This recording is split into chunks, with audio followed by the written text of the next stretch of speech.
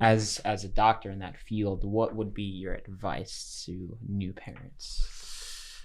Huh. How to raise the best kid, maybe. Yeah. Well, I would say, from my perspective, it feels like parents are getting younger and younger every year, but it might be just me getting older. Now I look at new parents and I'm like, oh my gosh, like I didn't think I was that young when I had kids. And I'm like, oh my God, people having kids are young, like themselves, right? So like you have to first realize that like nobody knows what they're doing.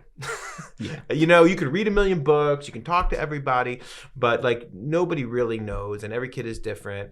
And I think that like, you know, keep your ears open. It's a learning experience. Take the wisdom of your elders, take the wisdom from books, take your wisdom that you gain from your own experiences with your own child, and then be accepting of who that kid is. Right? Because the kids are going to like end up determining their own path in the long run. And you go from having maximal control at day 0 to having minimal control. Yeah. And that process is surprisingly difficult as a parent to give up that level of control. So I think that like having a little bit of perspective, looking forward, realizing that like, okay, I can control a lot, but when am I going to give them their own autonomy? When are they ready to do this next step? You know, they're going to be able to walk on their own. They're going to be able to maybe even just be in a room alone. Like, when does that happen? You know, you leave, you know, like. I'm laughing because I literally was talking to my brother. Is hilarious. My nephew is like 1 week old, right? Born in Boston. Nice. So medical care there. And he's like, why does he only stay up to 5 hours? I want to sleep. And I was like, you have no control. You thought that you were going to control for the rest of your life. He's going to make decisions and you're going to think you have control, but it's always going to be some way around him.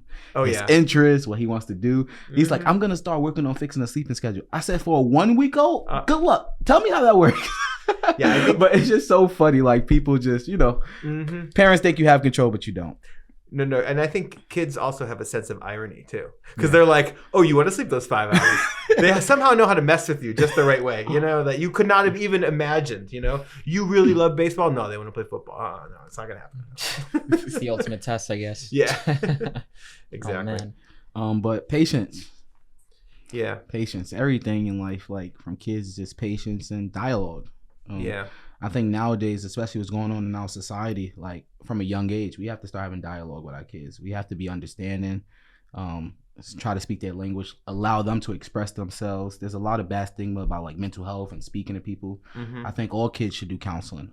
The world is different. Social media is different. They have access, especially if you're a New Yorker as a kid, right? You have to grow up fast. Yep. You have to, right? You're gonna be exposed to things that you may not see in Kentucky, right? Yeah. You may be in a suburban area where like it doesn't matter how rich you are or how poor you are, we're on top of each other. So you're gonna see a homeless man and say, what's that? So you know, like, you know, just patience and communication. And adults need it too. Adults need it too. Yeah. And kids are in some ways really smart. You know, like they figure stuff out. They're like little learning machines. You know, they may not have all the knowledge, but they are like little critical thinkers. And if you give them the tools, you know, they're going to figure out a lot on their own. And that process, I think, is really cool, is watching them figure stuff out on their own. They grow really fast.